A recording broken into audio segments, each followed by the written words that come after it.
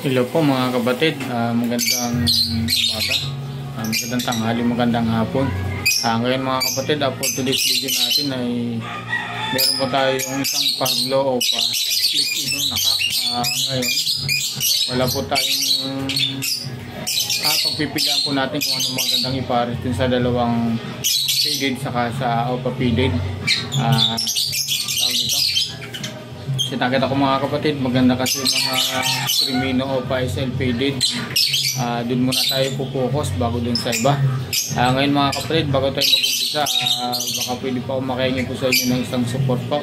Isang like lang po, share at subscribe mga kapatid. Maraming salamat sa inyo mga kapatid.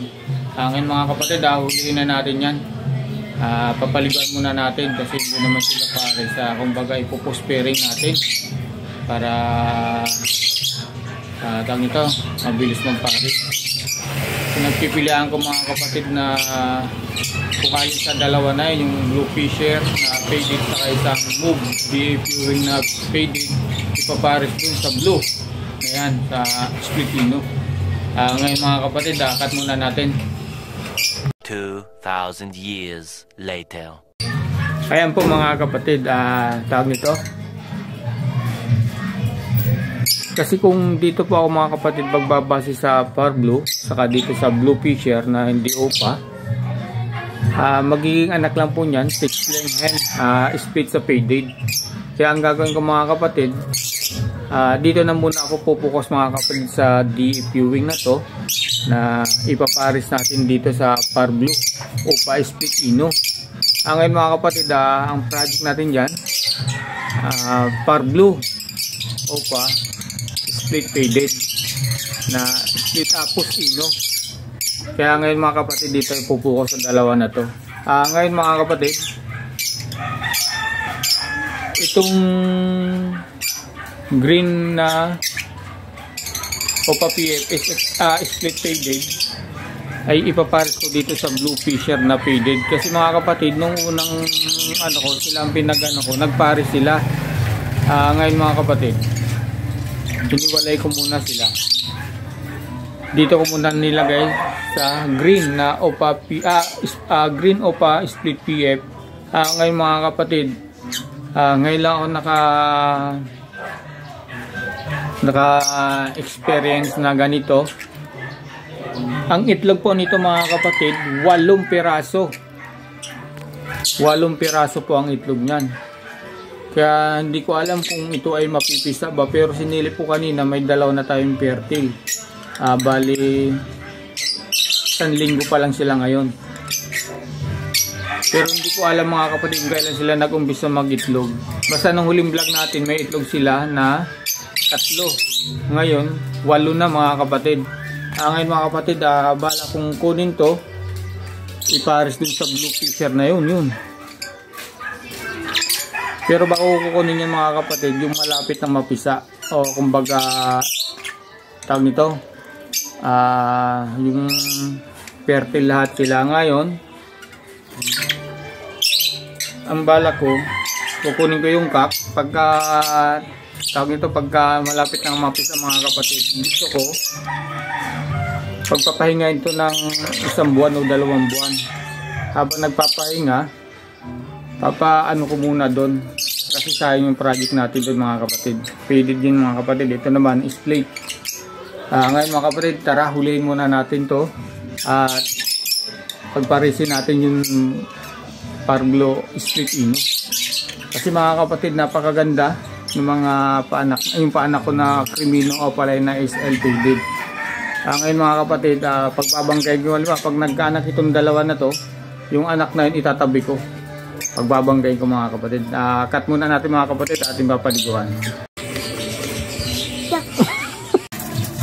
Ayan po mga kapatid, bali nahuli ko na po yung dalawa. Ito po yung ating ipopost pairing. Ayan, isang DFUing na Opa faded sa isang Parglo Opa split ino. Ayan, kaya dito ko muna ipinares kasi ang mga Parglo po ay mga dominant at ang Ewing po ay dominant mga kapatid. Kahit isa lang po sa kanila ay may maglalabas na Parglo. Ayan. Kung may namali man po ako, patawad po sa mga nasabi ko dito. At unang-una mga kapatid, humingi po ako ng pasensya dun sa huling vlog natin, paano ba magpalabas ng krimino o pala NSL faded at ano nga ba ang pairing. Pasensya na kayo dun mga kapatid, at humingi ako talaga ng sorry po at patawad po talaga sa sobra sigurong kadaldalang po ay na ano yung mga ano-ano na isasabi ko. Ngayon mga kapatid, ito kapaliguan natin, medyo malabo yung camera natin. Ayun, cut muna natin. 2,000 years later. Ayan po mga kapatid, ito na po yung kapaliguan natin dalawa. Ayan, isprayan lang natin.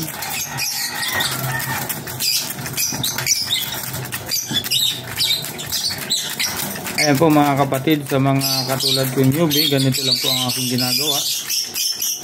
Sa mga hindi pa pares, medyo aggressive po yung yung hen na DF, yung wing na faded. Ayan.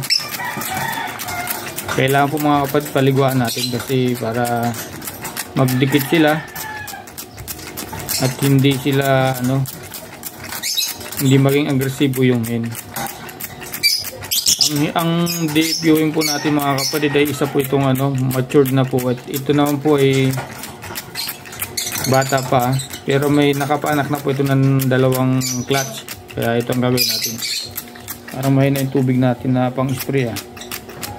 Ayan.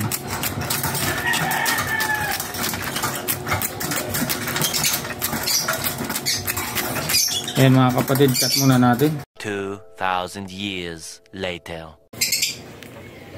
Ayan po mga kapatid, bali basang-basa na po sila. Ibibilad po natin pati yung hen na ayan, basang-basa po.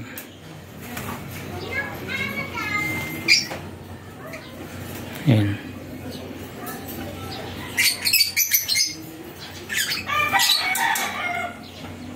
Ayan, bilad na natin. Bali dito lang natin sasabit mga kapatid kasi masyadong mainit naman ng panahon. Yan, yung kalahati nung ayan. Cut muna natin mga. Sana all. At ayun nga pala mga kapatid, habang nagpapatuyo tayo nung dalawa nating ibon, pag-usapan natin yung naan dito mga kapatid. Bali pangalawang clutch na itong magkapatid na ito ay hindi pa rin tayo napipisahan. Bali ito yung itlog mga kapatid. Panibagong uli sila mga kapatid, kondisyon. Ayan yung dalawa na yan. Iyan po yung pairings ng Crimino Opa SL faded.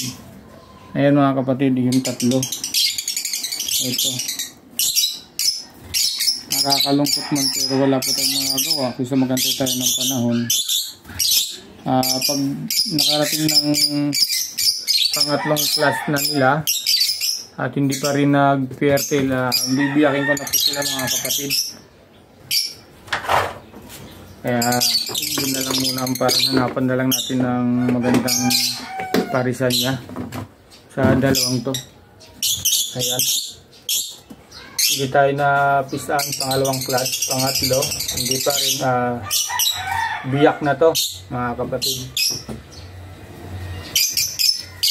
At dito naman mga kapatid sa huling vlog natin ay meron na nga tatlong itlog to. Kung lulobin ng Panginoong Diyos na makapapisa tayo ng dalawa, yung isa kasi medyo malabo na pero sinilip po kanina, dalawang fertile, yung isa hindi fertile. Sana makapabuga tayo ng Opa Danpalo. Kumbaga makapabuga tayo noon na first time natin na magkaibo ng Danpalo. Dati kasi mga kapatid, nangangarap ako nito. Magkano pa ang Danpalo nun? Yung Kakna Pablo Opa Danpalo, 250,000. Ngayon mga kapatid, bumaba sila kasi sa dami ng mga nag-aalagang ibon, mga breeder. Kaya siguro bumagsak ang presyo. Ang sumikat ngayon naman mga kapatid ay Aqua. Pero tingin ko mga kapatid, ito disclaimer lang. Yung mga ibang breeder, wag po magagalit. Ang pagkakaalam ko mga kapatid, pagka ang ibon nakarating na sa tulad ng tiyanggihan, ay may posibilidad na po yan. Alam niyo na po ang ibig kong sabihin mga kapatid. Pero yung may mga karga, matataas pa rin mga kapatid. Ayun. Cut muna natin at ating ano na yung mga ibon nating binilad. Sana makapabuga tayo rito. At makapalabas tayo din ng mga faded uli na 6 line hen mga kapatid. Ipunin natin balang araw. Makaparami tayo ng mga faded. At ayun pala mga kapatid, marami naghahanap ng faded ngayon. Marami kasing pinagagamitan. Ayan, cut muna.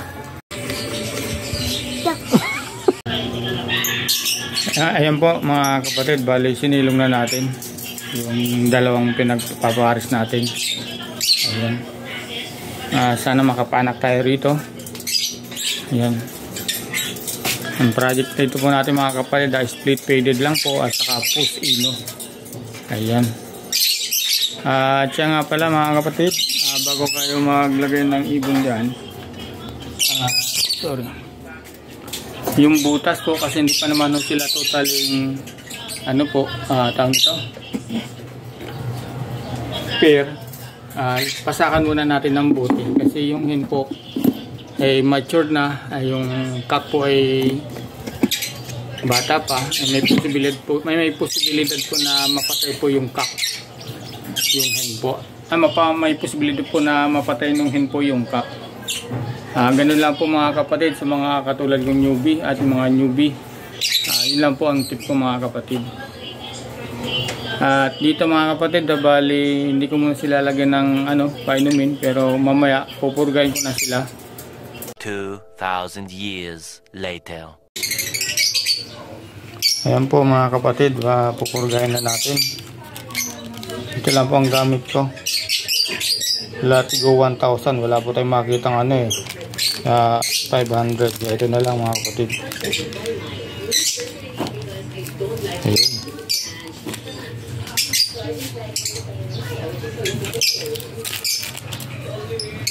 Ayan po mga kapatid, hanggang dito na lang po. Maraming salamat po sa support nyo. At bago po tayo tapos, pwede po ba akong makahingi at isang lang po, like and share at subscribe po. Ayan na.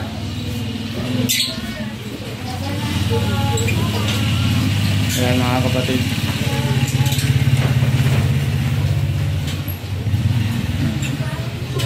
Tuhon ako yung mga alaga nating ibon.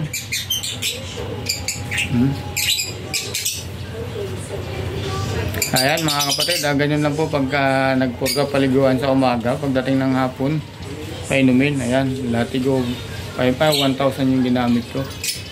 Ayan mga kapatid, maraming salamat po sa mga suporta nyo. Hanggang dito na lang po uli. Maraming salamat po.